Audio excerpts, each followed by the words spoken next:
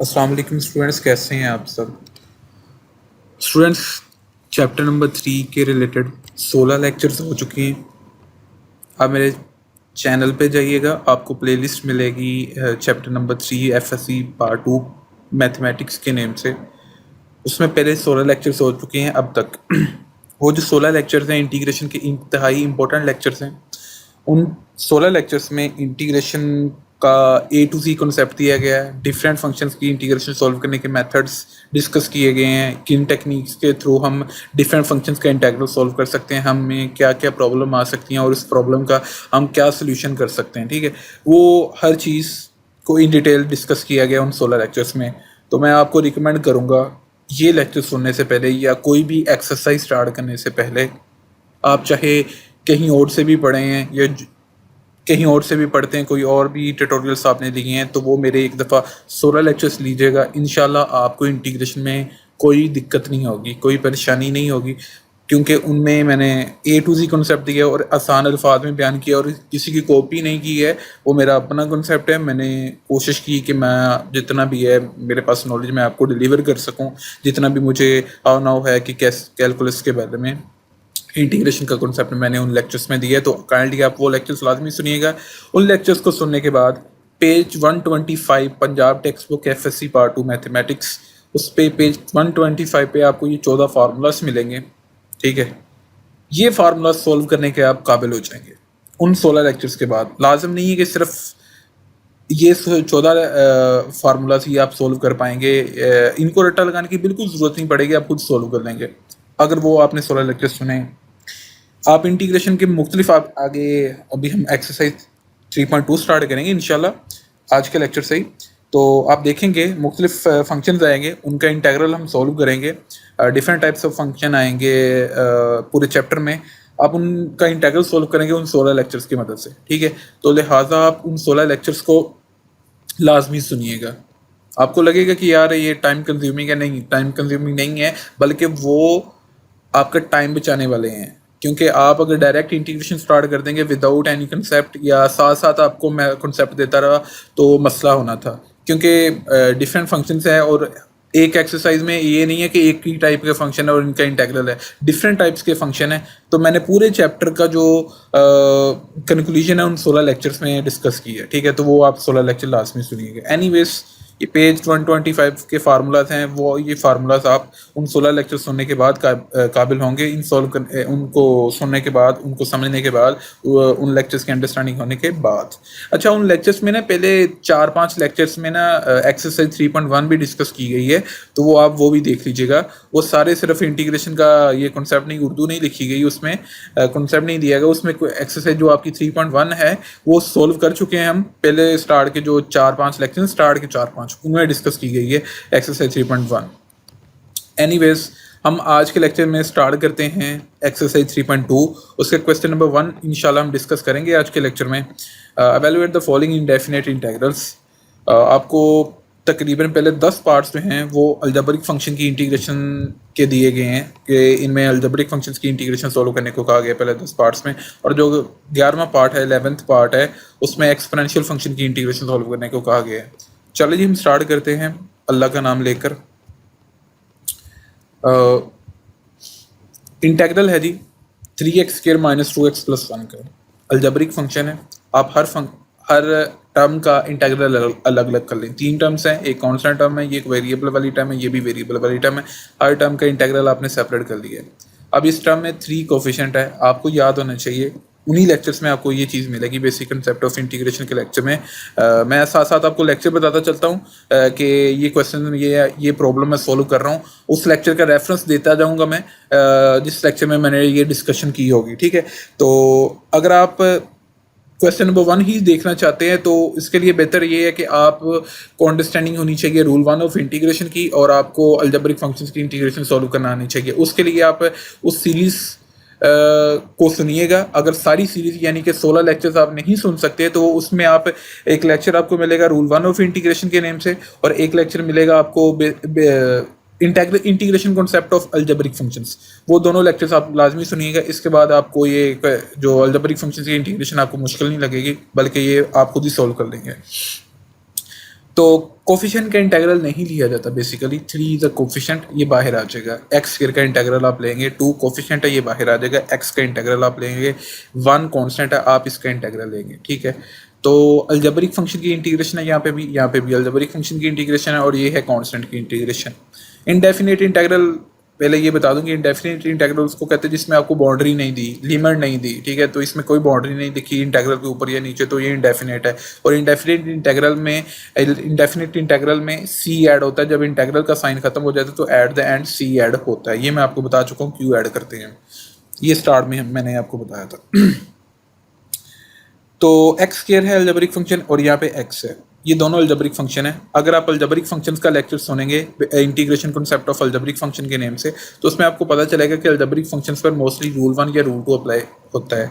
मगर पहले algebraic functions पे ये चेक किया जाता है कि ये फंक्शन एक्स स्क्वायर किस फंक्शन का डेरिवेटिव लेकर बनता है, ये चेकिंग की जाती है। आपको नहीं पता चलेगा कि एक्स स्क्वायर फंक्शन किस फंक्शन का डेरिवेटिव लेकर आता है, क्योंकि आपने कौन सा कोई फार्मूला पढ़ा है इसके रिलेटेड, तो ना आपको पता चलेगा कि एक्स किस फंक्शन का डेरिवेटिव लेकर बनता है। तो यहाँ पे आप लगाएंगे रूल 1 या रूल 2 पे। रूल 1 आप उस वक्त लगाएंगे अगर यहाँ पे बटे वाली फॉर्म नहीं होगी, यानी कि फंक्शन बटे की फॉर्म में नहीं होगा। यानी कि मैं आपको बोल देता हूँ एक्स स्क्वायर ओवर वाई बोल देता हूँ, या x square over x plus 1 बोल देता हूँ आपको, या x over x square plus 1 बोल देता हूँ। ये है क्वेश्चन फॉर्म में फंक्शन, यहाँ पे रूल 2 लगेगा। अगर बटे वाली फॉर्म नहीं है तो रूल 1 लगेगा, अगर बटे वाली फॉर्म में क्वेश्चन फॉर्म में फंक्शन है तो रूल 2 लगेगा। यहाँ पे लगेगा जी रूल 1, क्योंकि क्वेश्चन फॉर्म नहीं मौजूद। तो रूल 1 लगाने के लिए जो फंक्शन होगा आपने उसकी होल पावर को कंसिडर नहीं करना, 2 जो है आप उसको कंसिडर नहीं करेंगे। इस केस में होल पावर कितनी है 1, आप इसको भी कंसिडर नहीं करेंगे। यहाँ पे तो पावर नहीं लिखी, ये तो ना होने के बराबर है, 1 समझ लें, ये ना होने के बराबर है। एनीवेज यहाँ पे ना आप 1 को कंसिडर करेंगे और ना इसमें 2 को कंसिडर करेंगे। इनको कंसिडर किए बगैर अगर आप देखें तो अकेली आपके पास चीज बचती है एक्स, आपके पास अकेला एक्स बचता है, इसमें भी और इसमें भी। आप एक्स का डेरिवेटिव लें एक्स के हिसाब से, यहाँ पे लिखे ना डी एक्स, यानी ये आपको ये शो कर रहा है कि आपने एक्स की इंटीग्रेशन एक्स के हिसाब से सोल्व करनी। आप एक्स के इसके इंटीग्रेशन सोल्व करने के लिए एक्स का लें डेरिवेटिव, चेक करें कि वो साथ आगे मल्टीप्लाई हो रहा है या नहीं। एक्स का एक्स के हिसाब से डेरिवेटिव आपको पता चलेगा कि ये बनता है, एक्स का एक्स के हिसाब से डेरिवेटिव बनता है 1, वो साथ मल्टीप्लाई नहीं हो रहा है। ये देखें, अगर किसी वैल्यू के साथ कुछ भी मल्टीप्लाई ना हो, वहाँ पे 1 मल्टीप्लाई होता है, तो यहाँ पे 1 मल्टीप्लाई हो रहा है, यहाँ पे भी 1 मल्टीप्लाई हो रहा है। तो इसका मतलब है फंक्शन का डेरिवेटिव इसके साथ मल्टीप्लाई हो रहा है। शर्त ये है कि जब आप फंक्शन का डेरिवेटिव चेक कर रहे हैं कि आगे मल्टीप्लाई हो रहा है या नहीं, आप फंक्शन की होल पावर कंसिडर नहीं करेंगे। ये है रूल 1। रूल 1 ऑफ इंटीग्रेशन का जनरल हिंट दिया है, फंक्शन है उसकी होल पावर जनरल n है, उसको आप कंसिडर नहीं करेंगे। अगर आप उसको कंसिडर ना करें तो डेरिवेटिव चेक करें, तो अगर वो साथ मल्टीप्लाई हो रहा है फंक्शन के साथ, पावर कंसिडर किए बगैर फंक्शन का डेरिवेटिव साथ मल्टीप्लाई हो रहा है, तो फंक्शन की टोटल पावर n में एक ऐड कर दे और डिवीजन में भी एक ऐड कर दे प्लस c, ठीक है। लिहाजा यहाँ पर फंक्शन का डेरिवेटिव मल्टीप्लाई हो रहा है तो टोटल पावर 2 में एक ऐड कर दिया गया और डिवीजन में भी 2 में ऐड कर दिया गया एक। यहाँ पे टोटल पावर थी 1, उसमें एक ऐड कर दिया गया और डिवीजन में भी एक ऐड कर दिया गया। तो ये चीज़ बन जाती है x3/3, और यहाँ पे एक्स स्क्वायर ओवर स्क्वायर बन जाता है, एक्स स्क्वायर ओवर 2 बन जाता है। तो ये 2 से कैंसिल हो जाएगा, 3 से कैंसिल होकर ये आपके पास पार्ट नंबर 1 का आंसर आ जाएगा। इसके बाद है जी आपके पास पार्ट नंबर 2, वो भी एक अलजेब्रिक फंक्शन है। इसमें भी आप दोनों टर्म्स की पावर अलग अलग कर लेंगे। आप यहाँ पे एलसीएम नहीं लेंगे, क्योंकि एलसीएम लेके ये क्वेश्चन फॉर्म बन जाएगी। तो क्वेश्चन रूल कोई ये प्रोडक्ट रूल नहीं आपने पढ़ा, तो आपके लिए थोड़ा मुश्किल हो जाएगा, आप इसको सिंप्लीफाई करके सोल्व करेंगे, ठीक है। तो यहाँ पे प्रोडक्ट रूल या क्वेश्चन रूल जो आप डेरिवेटिव में पढ़ चुके हैं वो यहाँ पे नहीं लगेंगे। तो आप उस चीज़ को इससे कंपेयर या कंफ्यूज ना कीजिएगा खुद को उन चीज़ों से कंपेयर करके। डेरिवेटिव का कंसेप्ट अलग है, अंडर रूट एक्स का इंटीग्रल अलग, 1 ओवर अंडर रूट एक्स का इंटीग्रल अलग। हमने अंडर रूट की जगह 1/2 यूज़ कर लिया, ठीक है। इसके बाद आप यहाँ पे देखें, ये है क्वेश्चन फॉर्म में नहीं, ये क्वेश्चन फॉर्म में नहीं फंक्शन है, ये है क्वेश्चन फॉर्म वाला फंक्शन। यहाँ पे आप लगाने की कोशिश करेंगे रूल 2 और यहाँ पे लगाने की कोशिश करेंगे रूल 1। इस पे तो रूल 1 लगेगा। अच्छा, यहाँ पे एक बात कर लेते पहले, ये वाला जो फंक्शन है क्वेश्चन फॉर्म में मौजूद है, इस पे जब आप रूल 2 लगाना चाहेंगे, रूल 2 अगर आप पढ़ेंगे उस सीरीज में लेक्चर आएगा रूल 2 ऑफ इंटीग्रेशन, वो आपको ये बताएगा कि फंक्शन डिनोमिनेटर में मौजूद होता है और उसकी होल पावर होनी चाहिए 1। अगर होल पावर 1 नहीं है तो रूल 2 नहीं लगेगा। यहाँ पे अगर आप होल पावर देखें तो कितनी है, 1/2 है, तो यहाँ पे क्या है, रूल 2 नहीं लगेगा। तो यहाँ पे क्या लगेगा, रूल 1। वो कैसे लगेगा रूल 1? रूल 1 में तो बटा नहीं होता, तो आप इसको उठाकर ऊपर ले जाएं, बटे के ऊपर, यानी न्यूमिनेटर में ले जाएं। एक्स की पावर 1/2 को जब आप उठाकर न्यूमिनेटर में लेके जाएंगे तो इसकी पावर नेगेटिव नेगेटिव बन जाएगी, क्योंकि ये पॉजिटिव पार थी, जब ऊपर लेके गए तो ये नेगेटिव पार होगी, -1/2 होगी ये, ठीक है। अब इस पे देख लें या इस पे देख लें, इन दोनों के केस में आपके पास रूल 1 अप्लाई होगा, ठीक है। रूल 1 के लिए आप ना इस होल पार को कंसिडर करेंगे 1/2 को, और ना इस होल पार को आप कंसिडर करेंगे -1/2 को। तो पार कंसिडर किए बगैर आप डेरिवेटिव लेंगे तो आपके पास बनेगा 1, एक्स का एक्स के हिसाब से डेरिवेटिव 1 बनेगा। इस केस में भी 1 -1/2 को कंसिडर किए बगैर एक्स अकेला बचता है, उसका डेरिवेटिव लें तो वो बनता है आपके पास 1, वो साथ मल्टीप्लाई हो रहा है। तो मैंने रूल 1 का हिंट दिया कि भाई फंक्शन की टोटल पावर n है, वो जितनी मर्जी हो उसको कंसिडर किए बगैर अगर फंक्शन का डेरिवेटिव साथ मल्टीप्लाई हो रहा हो तो फंक्शन की टोटल पावर में ऐड कर देते हैं, और डिवीजन में भी एक ऐड कर दिया जाता है टोटल पावर में। यही किया, 1/2 में एक ऐड कर दिया गया, ऊपर भी और नीचे भी। यहाँ पे टोटल पावर थी -1/2, उसमें एक ऐड कर दिया गया और डिवीजन में भी एक ऐड कर दिया गया, ठीक है। तो ये आपने इसको सोल्व किया तो इस पार को ऐड अप करके 3/2 बन गया, और यहाँ पे -1/2 + 1 को सोल्व करके 1/2 आ चुका। अब इससे नेक्स्ट स्टेप में यही हुआ कि यार ये डिवीजन में 3/2 पड़ा था, जब इसको ये 2 डिवाइड हो रहा है, जब बटे के ऊपर जाएगा ये 2 मल्टीप्लाई हो जाएगा, यानी कि बटे में 3/2 है तो ऊपर जाकर ये 2/3 बन जाएगा, ठीक है। इसका मैंने 2/3 लिख दिया। ये 1/2 है तो ये 2/1 बन जाएगा, तो मैंने बटे में 1 नहीं लिखा, आप सिंपली इसको 2 लिख सकते हैं। तो ये आपके पास यहाँ तक आंसर बन गया। ये आंसर भी लिख सकते हैं। इससे नेक्स्ट मैंने यही किया कि 1/2 की जगह अंडर रूट यूज़ कर दी है। ये पार्ट 2 हो गया। इसके बाद है जी हमारे पास पार्ट नंबर 3। ये भी एक अलजेब्रिक फंक्शन की इंटीग्रेशन है। अलजेब्रिक फंक्शन है, दो अलजेब्रिक फंक्शन से आपस में मल्टीप्लाई हो रहे हैं, आप इनको मल्टीप्लाई कर लें। प्रोडक्ट रूल नहीं लगाएंगे, जैसे डेरिवेटिव होता तो यहाँ पे शायद आप प्रोडक्ट रूल यूज़ कर लेते, यहाँ पे प्रोडक्ट रूल नहीं लगेगा, आप इसको मल्टीप्लाई कर लें। आप इसमें हर टर्म का इंटीग्रल अलग अलग सोल्व करेंगे। एक्स को अंडर रूट एक्स से मल्टीप्लाई कर लिया, एक्स को 1 से भी मल्टीप्लाई कर लिया, तो ये चीज़ आपके पास आ चुकी है। अगर आप देखें कि x अंडर रूट एक्स है, इसको सोल्व करना चाहें तो एक टर्म बनाना चाहें तो ये x की पावर 3/2 बन जाएगा। वो कैसे? अंडर रूट की जगह 1/2 यूज़ कर लें। तो जब आपको पता है दो टर्म्स एक जैसी हों, दो टर्म्स हों आपस में मल्टीप्लाई हो रही हों, हम उनकी जगह दो टर्म्स की जगह एक टर्म बनाना चाहें तो पार्ट्स को ऐड अप कर देते होते हैं। इसकी टोटल पावर कितनी है 1, इसकी होल पावर कितनी है 1/2, उनको ऐड अप कर दिया तो ये 3/2 बन गया। इसकी जगह लिहाजा 3/2 आ गया और ये x वैसे ही। अब इसका इंटीग्रल अलग और x का इंटीग्रल अलग हमने सोल्व किया। x की पावर 3/2 का इंटीग्रल लेना है और x का इंटीग्रल। इन दोनों केसेस में आप होल पावर देखें तो यहाँ पे होल पावर आपको नजर आ रही 3/2 और यहाँ पे 1। तो यहाँ पे आप जाएंगे रूल 1 पे, क्योंकि क्वेश्चन फॉर्म नहीं है, क्वेश्चन फॉर्म होती फिर रूल 2 पे जाते। रूल 1 के लिए ना इसकी होल पावर 1 को आप देखेंगे, कंसिडर करेंगे डेरिवेटिव लेने के लिए, चेक करने के लिए, ना डेरिवेटिव चेक करने के लिए आप 3/2 को कंसिडर करेंगे। डेरिवेटिव के बगैर देखें तो अकेला x बचता है, तो x का डेरिवेटिव लें तो वो बनता है 1, वो आगे मल्टीप्लाई हो रहा है। तो इस केस में भी x का डेरिवेटिव उसके साथ मल्टीप्लाई हो रहा है। तो रूल 1 का हिंट दिया जो कि पहले दो पार्ट्स में भी यूज़ कर चुके हैं हम। तो उस हिंट के अकॉर्डिंग फंक्शन की टोटल पावर में एक ऐड कर दिया जाएगा, डिवीजन में भी एक ऐड हो जाएगा। यहाँ पे भी टोटल पावर थी 1, उसमें एक ऐड कर दिया गया, ठीक है 1 में, और डिवीजन में भी एक ऐड कर दिया गया। तो ये चीज़ आपके पास बन गई, पावर को ऐड अप करके 5/2 और डिवीजन में भी 5/2 आ चुका। ये 5/2 है, जब ये न्यूमरेटर में जाएगा तो ये 2/5 बन जाएगा। ये आपके पास आंसर आ चुका। इसके बाद है जी पार्ट नंबर 4 आपके पास। ये भी एक अलजेब्रिक फंक्शन है, 2x + 3 की इंटीग्रेशन आपको की होल पर 1/2 की इंटीग्रेशन कही गई है। जब आप रूल 1 लगाना चाहेंगे, क्योंकि यहाँ पे रूल 1 ही लगेगा, उसकी रीज़न ये है कि क्वेश्चन फॉर्म में नहीं है फंक्शन, क्वेश्चन फॉर्म के बगैर है। तो जब क्वेश्चन फॉर्म नहीं हो तो रूल 1 पे जाते हैं। अलजेब्रिक फंक्शंस के लिए आप रूल 1 लगाएंगे। तो रूल 1 के लिए आप फंक्शन की होल पावर कंसिडर नहीं करेंगे। ये 1/2 होल पावर है, इसको आप कंसिडर नहीं करेंगे, ठीक है। तो अकेली चीज़ आपके पास बचती है 2x + 3। आप इसका डेरिवेटिव ज़रा चेक करें, क्या बनता है 2 है। फिर आप देखेंगे ये आगे 2 मल्टीप्लाई हो रहा है यहाँ पे, या नहीं, आगे तो कुछ भी मल्टीप्लाई नहीं हो रहा है, यानी ये फंक्शन है, ये उसकी होल पावर है। होल पावर कंसिडर नहीं की, 1/2 को छोड़ दिया, 2x + 3 बच गया। 2x + 3 का डेरिवेटिव चेक किया तो वो 2 बनता है। वो देखा कि भाई वो तो आगे मल्टीप्लाई नहीं हो रहा, तो अब क्या करें। तो मैंने उन रूल्स में आपको एक चीज़ बताई थी, अगर आप लेक्चर सुनेंगे तो आपको पता चलेगा कि अगर डेरिवेटिव चेक करते हुए फंक्शन का डेरिवेटिव आप चेक कर रहे हैं वो साथ मल्टीप्लाई हो रहा है या नहीं हो रहा, या बटे के ऊपर मल्टीप्लाई हो रहा है या नहीं हो रहा, तो अगर डेरिवेटिव में प्रॉब्लम है, डेरिवेटिव के आंसर में प्रॉब्लम है किसी कांस्टेंट या कोफिशिएंट का, तो वो आप कंपेंसेट कर सकते हैं मल्टीप्लाई या डिवाइड करके या ऐड या प्लस सब्ट्रैक्ट करके। अगर मसला है वेरिएबल का, यानी कि लेट्स से 2x + 3 का डेरिवेटिव आता तो 2 है, लेट्स से हम कहते हैं कि इसका डेरिवेटिव आया 2x, तो यहाँ पे आप 2x मौजूद होना चाहिए था। आप 2 से तो मल्टीप्लाई डिवाइड करके 2 बना सकते हैं, इससे नेक्स्ट आप x से नहीं कर सकते। अगर वेरिएबल का प्रॉब्लम है, डेरिवेटिव के आंसर में वेरिएबल का प्रॉब्लम आया है, तो आप नहीं बना सकते। हाँ, अगर कांस्टेंट या कोफिशिएंट का प्रॉब्लम है तो वो आप कंपेंसेट कर सकते हैं। तो इस केस में डेरिवेटिव का आंसर क्या है 2, वो which is a constant number, वो जो कि आप यहाँ पे बना सकते हैं 2।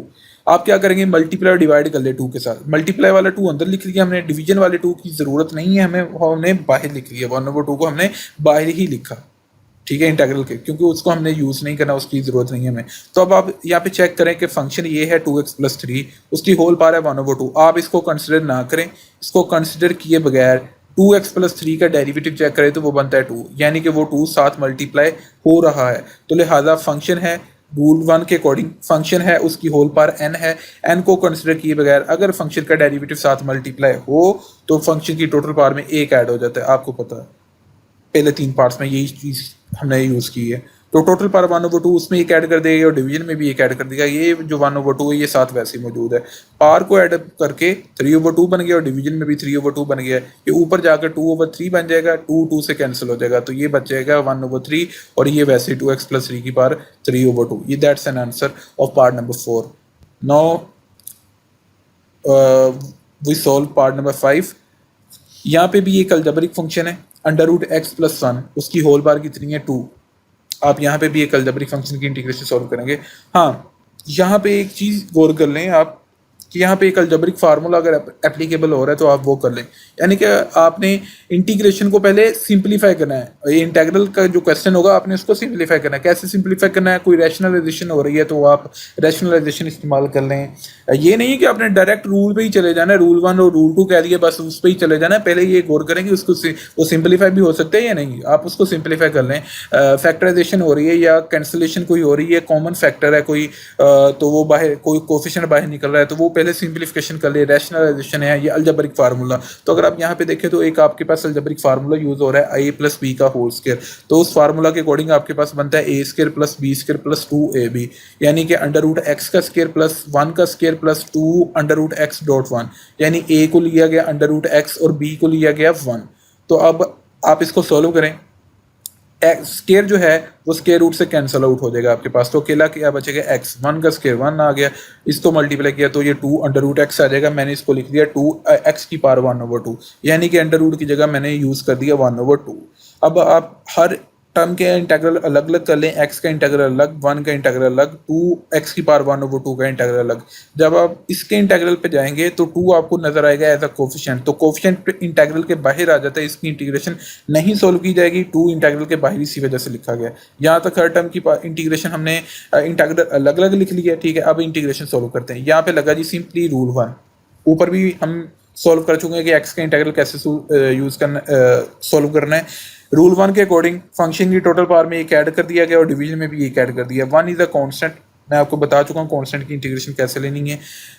कांस्टेंट है, जो भी कांस्टेंट हो, लेट्स से 5 है, 5 की इंटीग्रेशन आप x के हिसाब से सोल्व कर रहे हैं तो 5 को x से मल्टीप्लाई कर दें। अगर आप t के हिसाब से सोल्व कर रहे होते 5 की इंटीग्रेशन तो वो 5t बन जाता। यहाँ पे है कांस्टेंट 1 की इंटीग्रेशन x के हिसाब से सोल्व कर रहे हैं तो 1 को x से मल्टीप्लाई करें तो x ही आएगा, यानी 1x, या सिंपली x लिख लें। तो 1 की इंटीग्रेशन आएगी आपके पास x, ये प्लस का साइन वैसे ही, 2 कोफिशिएंट वैसे ही, x की पावर 1/2 का इंटीग्रल सोल्व किया। यहाँ पे भी वही रूल लगा, रूल 1, होल पावर 1/2 है, इसको आपने कंसिडर नहीं करना। इसके बगैर x बचता है, x का डेरिवेटिव लें तो वो साथ मल्टीप्लाई हो रहा है। नेक्स्ट कुछ भी मल्टीप्लाई ना हो, आपको पता है 1 मल्टीप्लाई होता है, यानी कि फंक्शन का डेरिवेटिव साथ मल्टीप्लाई हो रहा है पावर को कंसिडर किए बगैर। तो फंक्शन की टोटल पावर में एक ऐड कर दें और डिवीजन में भी एक ऐड कर दिया जाएगा, तो आपके पास ये बन जाएगा 3/2 और ऊपर भी बन जाएगा 3/2।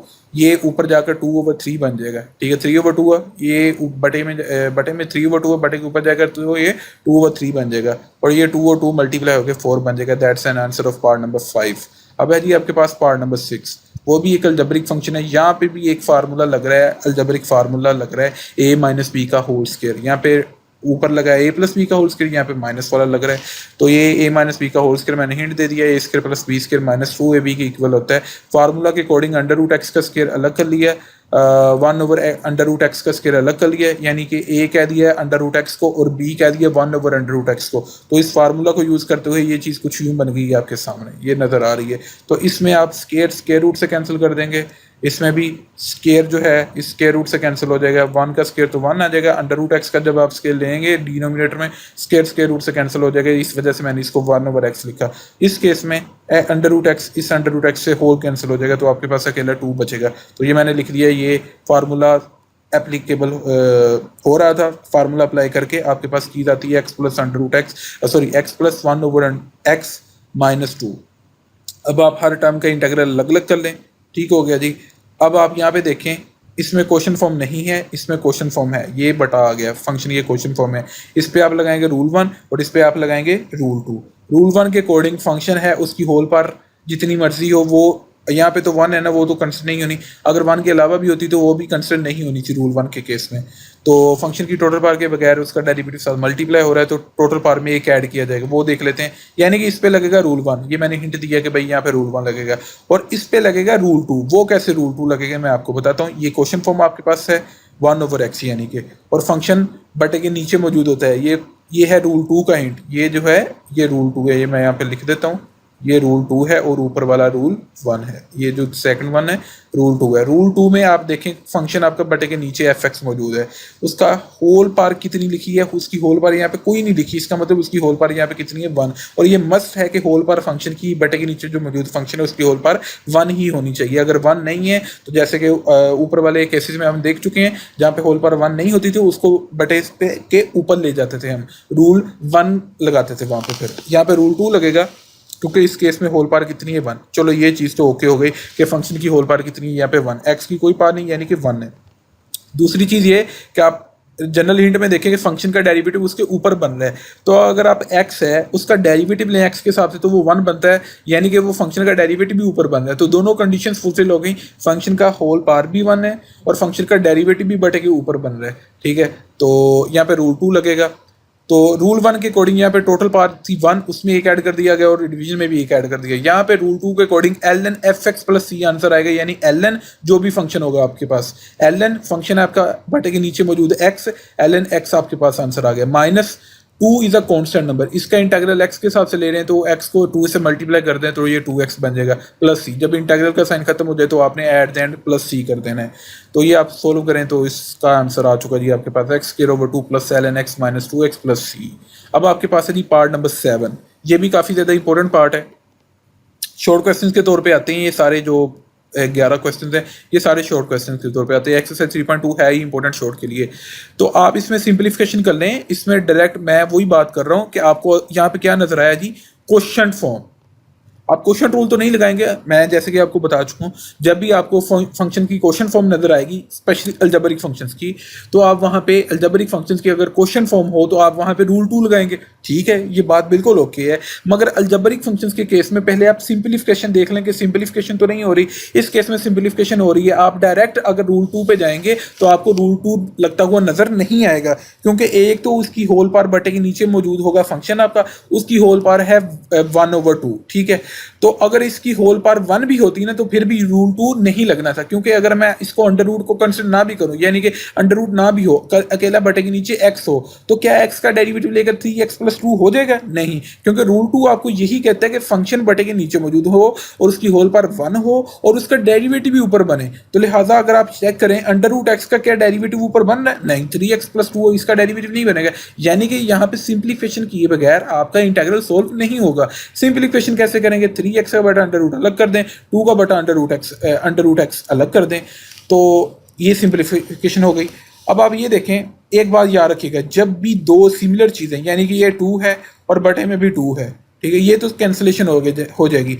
अब एक का अंडर रूट है, एक का अंडर रूट नहीं है, जब भी चीज, ये मैं आपको डेरिवेटिव में भी बता चुका हूँ, जब भी ऐसा केस हो कि सिमिलर टर्म्स हो, दोनों का आपस में डिवाइड हो रही हो, एक का अंडर रूट हो एक का अंडर रूट ना हो, तो आप जिसका अंडर रूट नहीं है, स्पेशली अंडर रूट के लिए कह रहा हूँ, यानी कि स्क्वायर रूट के केस में है ये, और किसी के केस में नहीं है, तो जिसका अंडर रूट नहीं है आप उसका 2 दफा अंडर रूट ले लीजिएगा। ये सिंपल तरीका है इसको सोल्व करने का। तो यहाँ पे यही किया, x over under root x था तो ऊपर वाले x का 2 दफा अंडर रूट ले लिया। अब क्या होगा, एक अंडर रूट एक्स डिवीजन वाला ऊपर वाले अंडर रूट एक्स एक अंडर रूट एक्स से कैंसिल हो जाएगा, ठीक हो गया। यहाँ पे 2 ओवर अंडर रूट एक्स वैसे ही है। अब ऊपर बच गया, यहाँ पे बच गया 3 अंडर रूट एक्स और यहाँ पे बच गया 2 ओवर अंडर रूट एक्स। मैंने क्या किया, 3 अंडर रूट एक्स का इंटेग्रल अलग कर लिया, 2 ओवर अंडर रूट एक्स का इंटेग्रल अलग कर लिया। इसमें 3 है कोफिशिएंट, बाहर आ जाएगा, बाहर आ गया जी।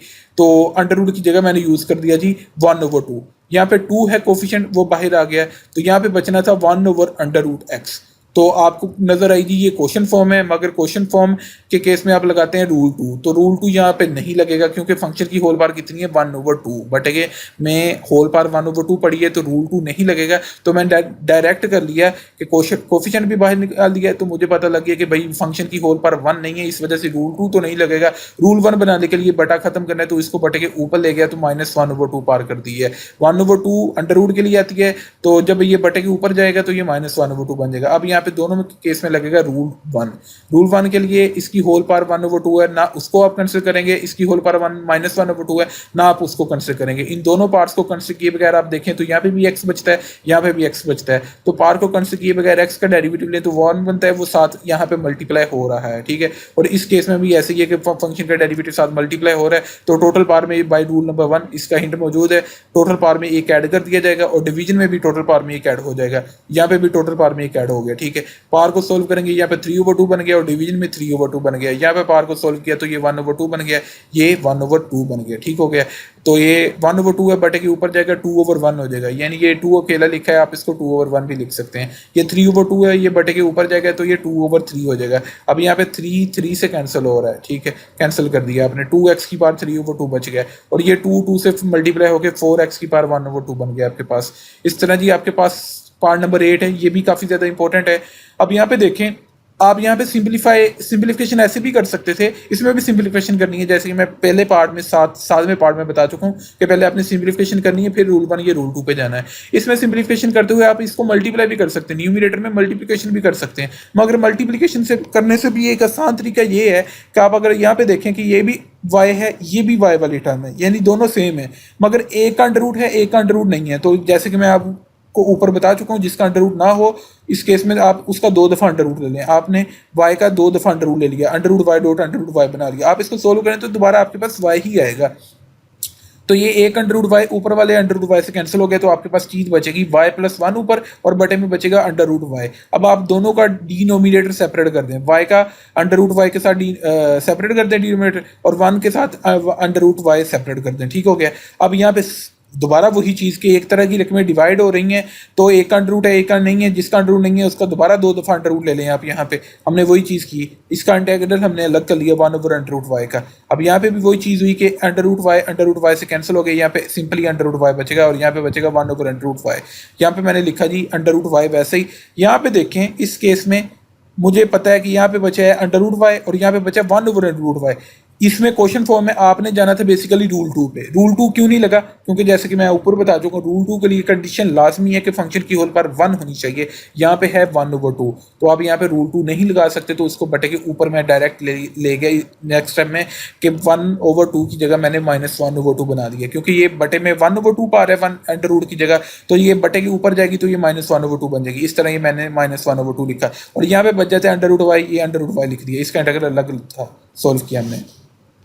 इसकी जगह मैंने कर दिया जी 1/2 और इसकी जगह -1/2। अगर आप इसकी होल पावर 1/2 उसको कंसिडर किए बगैर और उसकी होल पावर -1/2 कंसिडर किए बगैर देखें तो y है उसका डेरिवेटिव y के हिसाब से, अब x के हिसाब से नहीं, dy लिखा है, y के हिसाब से डेरिवेटिव लें तो वो 1 बनता है। y है, y का y के हिसाब से डेरिवेटिव लें तो वो भी क्या बनता है 1। यानी कि दोनों केसेस में रूल 1 लग रहा है, फंक्शन का डेरिवेटिव पार कंसिडर किए बगैर मल्टीप्लाई हो रहा है, तो फंक्शन की टोटल पार में एक ऐड कर दिया गया और इसमें भी टोटल पार जो -1/2 थी उसमें भी एक ऐड कर दिया गया, ठीक है। तो ये सोल्व करके कुछ यूं चीज़ आपके पास बनी है, बटे में 3/2 था, ऊपर जाकर 2/3 बन गया, ये 1/2 था, ये तो ये 2/1 बन गया। तो नेक्स्ट टाइम में 1/2 की जगह अंडर रूट यूज कर दिया गया, वरना यहाँ तक भी आंसर ठीक है आपका।